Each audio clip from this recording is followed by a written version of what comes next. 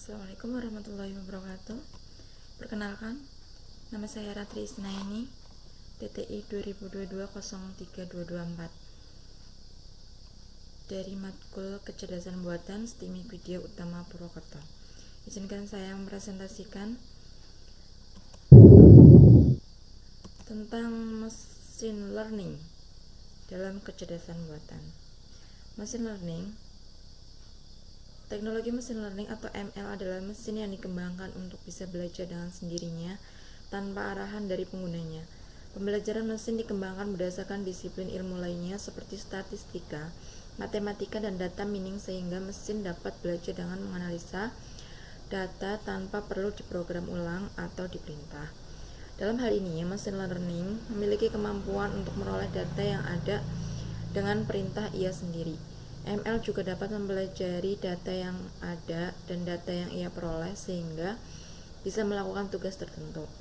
Machine learning adalah bagian dari kecerdasan buatan yang memungkinkan sistem untuk belajar dan berkembang secara mandiri menggunakan jaringan neural dan deep learning tanpa perlu pemrograman secara eksplisit dengan cara memasok data dalam jumlah besar ke sistem tersebut.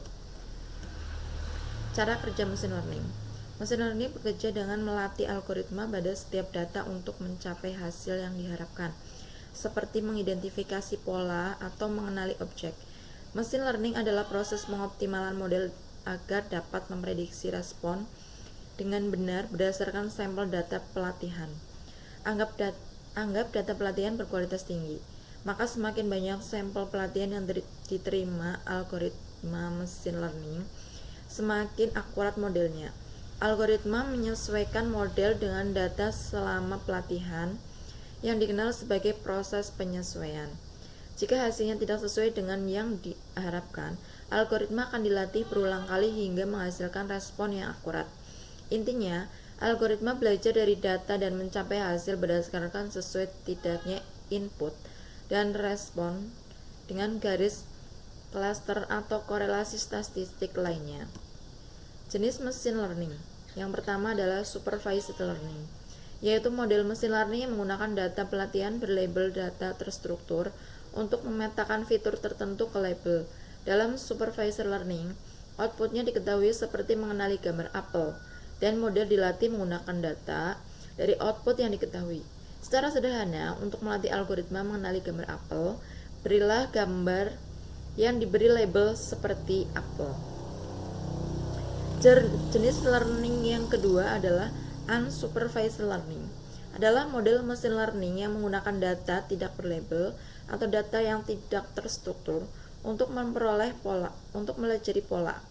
Tidak seperti supervised learning, ketetapan output yang tidak diketahui sebelumnya. Sebaliknya, algoritma belajar dari data tanpa input manual sehingga tidak diawasi dan mengategorikan ke dalam grup berdasarkan atribut.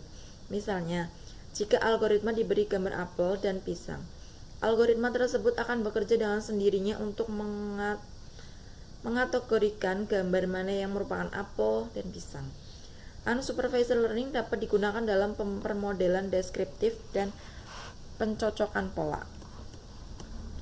Jenis mesin learning yang ketiga adalah reinforcement learning.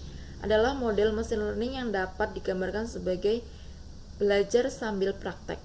Melalui serangkaian eksperimen uji coba, seorang agen belajar cara melakukan tugas yang ditentukan melalui feedback loop hingga performanya berada dalam rentang yang diinginkan. Agen menerima dukungan positif ketika melakukan tugas dengan baik dan menggunakan negatif ketika performanya buruk. Contoh reinforcement learning adalah saat peneliti Google mengajarkan algoritma reinforcement learning untuk memainkan game Go.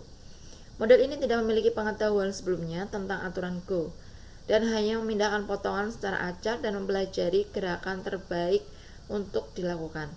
Algoritma dilatih melalui penguatan positif dan negatif hingga di titik mana model mesin learning dapat mengalahkan pemain manusia dalam game. Keunggulan yang diberikan oleh mesin learning, yaitu yang pertama adalah pengenalan pola. Makin banyak data yang dikonsumsi oleh algoritma machine learning, makin baik pula algoritma menentukan tren dan pola dalam data tersebut. Misalnya, status e-commerce dalam menggunakan machine learning untuk memahami cara orang berbelanja di situs mereka dan menggunakan informasi tersebut untuk memberikan rekomendasi yang lebih baik atau menemukan data tren yang dapat menciptakan peluang produk baru.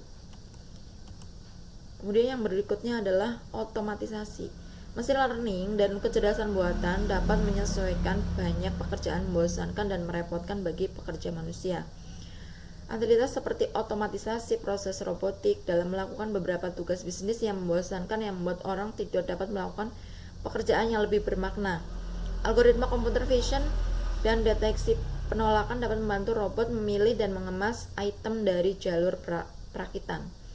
Deteksi penipuan dan penilaian ancaman mesin learning yang selalu aktif dan dapat membantu menemukan celah keamanan sebelum masalah terjadi. Yang ketiga adalah perbaikan berkelanjutan. Dengan mempertimbangkan jenis data yang tepat, algoritma mesin learning akan terus ditingkatkan kualitasnya agar menjadi lebih cepat dan akurat. Contohnya adalah set data GPT-3 yang terus berupaya meningkatkan cara teks dihasilkan. Mesin learning juga mempunyai kelemahan, diantaranya adalah potensi bias. Seringkali bagus tidaknya mesin learning tergantung pada data yang diberikan. Jika algoritma mesin learning diberikan set data yang bias, maka algoritma tersebut akan memberikan hasil yang bias. Berikutnya adalah akuisisi data. Mesin learning dapat memerlukan banyak data agar berguna, karena banyak kasus menggunakan mesin learning didasarkan pada supervised learning. Langkah awal yang penting untuk melatih algoritma adalah dengan memperoleh dan membersihkan data terstruktur. Hal ini mungkin sulit dilakukan jika data berada di berbagai lokasi terpisah dalam suatu organisasi. Yang ketiga adalah perlu keahlian teknis. Yang keempat adalah research intensive. Penggunaan mesin learning dalam kehidupan sehari-hari. Yang pertama adalah transportasi. Mesin learning digunakan untuk menganalisis lalu lintas secara real time dan memberikan rute tercepat ke tujuan. Aplikasi berbagai tumpangan seperti Uber, Lyft juga menggunakan mesin learning untuk pencocokan penumpang dan pengemudi, menetapkan harga, dan memeriksa lalu lintas. Yang kedua adalah kesehatan. Mesin learning digunakan untuk diagnosis medis, mengembangkan obat dan perawatan pasien. Dalam bidang medical imaging, mesin learning digunakan untuk CT scan. Yang ketiga adalah perbankan.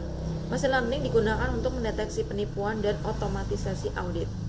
Yang keempat adalah pendidikan. Mesin learning digunakan untuk memantau siswa, mempelajari pola belajar, dan memberikan rekomendasi belajar. Yang kelima ada pertanian. Mesin learning digunakan untuk mendeteksi gulma dan penyakit, memprediksi hasil dan kualitas tanaman, dan memberikan prediksi terkait produksi ternak. Yang keenam adalah ada asisten pintar. Asisten pintar seperti Siri, Alexa, dan Google Assistant menggunakan mesin learning untuk membantu pengguna melakukan berbagai aktivitas sehari-hari. Yang ketujuh adalah pengenalan wajah. Mesin learning digunakan untuk mengidentifikasi, memverifikasi identitas seorang. Contohnya, banyak smartphone modern menggunakan pengenalan wajah untuk membuka kunci perangkat. Demikian presentasi dari saya. Apabila ada tutur kata yang kurang berkenan atau belepotan, saya mohon maaf yang sebesar-besarnya. Terima kasih. Wassalamualaikum warahmatullahi wabarakatuh.